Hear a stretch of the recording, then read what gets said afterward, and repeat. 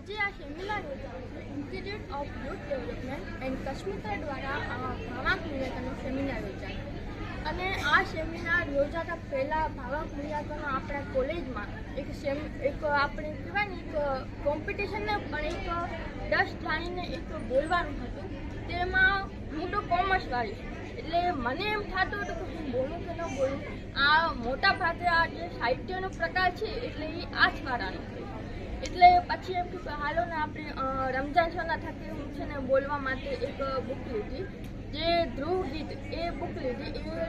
એ છે ને આખી પદ્ય છે અને મને પદ્ય ઉપર બહુ જ મજા આવે.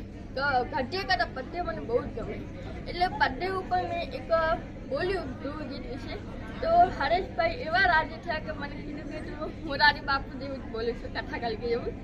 એટલે મને એમ થયું કે હવે હું પબ્લિક સ્પીકિંગમાં પણ હું કદાચ જઈ શકું જો મારી ઈચ્છા હોય તો.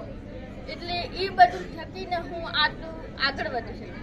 એટલે આજે સેમિનાર ભાવાંક મૂલ્યાંકન કે આપણે કેવી રીતે વાંચવું જોઈએ, કેવી રીતે લખવું જોઈએ અને લખતા પહેલાં વાંચન એ જરૂરી છે. અને વાંચન માટે જે અલગ અલગ સાહિત્યના પ્રકારો છે અને મોટા ભાગે પદ્ય ગદ્ય એ બંનેને મિશ્રણ કરીને આપણે જે વાંચીએ એને વાંચનમાં આપણે જે શબ્દકોશ છે એ એટલું બધું વધે કે આપણે લખવા માટે પણ રેડી એટલા જ થઈ જઈએ.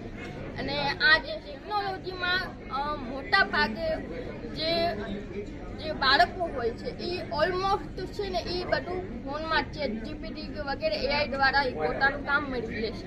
પણ સાચું કહું તો જે AI આપે છે એના કરતાં આપણે જો પુસ્તક વાંચીએ તો એનું કરતાં એક મહત્વનું કોઈ પુસ્તક જ નથી. એના દ્વારા આપણે જે માનસિક ઘડતર કરાય છે એ જે છે એ માનસિક ઘડતરના દ્વારા આપણે કેટલું બધું આપણે આપણી અંદર ચેન્જીસ લાવી શકીએ.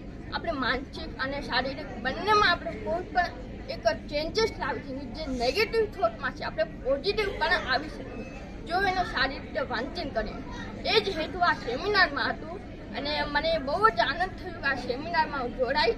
અને કોમર્સવાળી હતી પણ હું આવી ગઈ અને મને બહુ જ મજા આવી. Thank you so much.